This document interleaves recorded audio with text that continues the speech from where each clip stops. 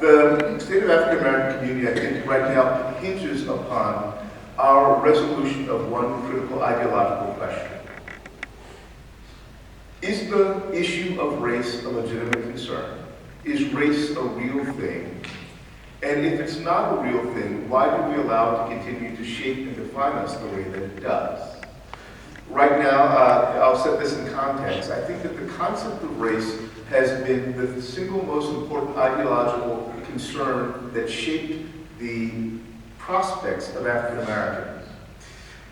Genealogists, biologists, sociologists say that the concept of race is a fiction that's made up for the reasons of providing economic advantage to those with lighter pigmentation and providing access to power and privilege to them and taking away from us. There is no such thing as advantage without intended disadvantage. So if somebody's getting advantage in the system, somebody else is getting disadvantage, which is unfortunately what has happened to us for the last 400 years. The context that I'm putting out here is that we 100% can reverse the situation we're in, 100%. We can achieve the victory. That being said, in my perspective, the state of Black America is we are a conquered people. The reason why I say conquered people, with the understanding that we can win this, is because we had a culture, we had a perspective, we had a spirituality, we had a way of living, a method of operation, before any invaders came to our continent. We traveled the world, we set up kingdoms, civilizations all around the world. And then one or two groups, Europeans, Arabs, decided they wanted to imperialize, meaning come into your territory, not negotiate by way of harmony and connectedness. They wanted to terrorize and take over our resources, our labor, and our technology, and use it for their gain. And so our culture has been taken. It's not dead. It's just not in the mainstream. And in our minds, we have forgotten our culture. But there's a principle called Sankofa, which means return to the source. Go back and fetch it.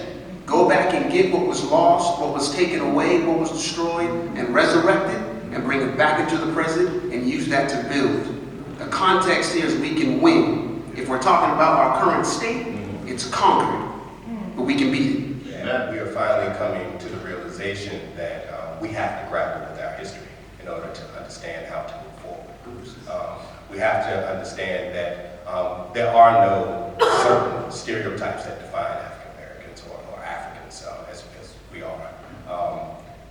We are capable of so many other things, and when we begin to explore that history holistically and honestly, we will see all of the things that we have accomplished, not only here in this country, but as brothers have said, in Africa as well. So it's my hope that I think with the role that social media is playing and the way that information is being passed, we have to pay attention to how that has evolved.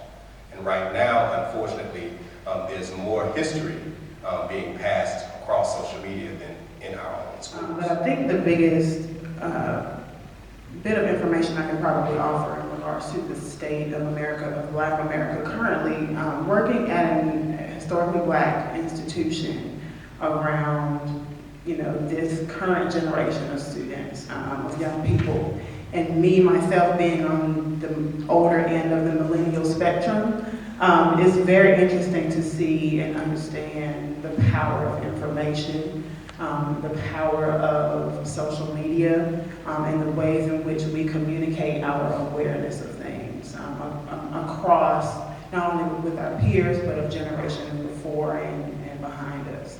I spend a lot of time, in conversation with students about, just things that might be going on with them personally, or things that might be, something they saw on the news, or something that they may have experienced passively. And I am hopeful because I see 18, 19, 20-year-olds passionately involved with a lot of the things that are going on, whether it be protests or voter registration drives, blood drives, coat drives, and things like that, getting involved into foster care initiatives and things like that. So I flinch a little when I hear conversations about the fact that this generation is completely unaware of and out of touch of what's going on, because I see different with the number of students that I work with.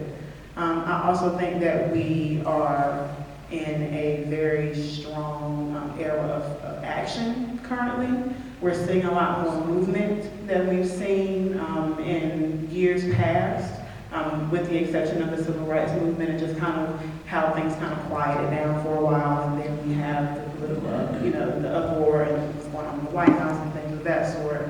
And I think now folks, because we're so informed and we're so bombarded with, information via the news and, books, and folks are more vocal about their distaste for what's going on right now.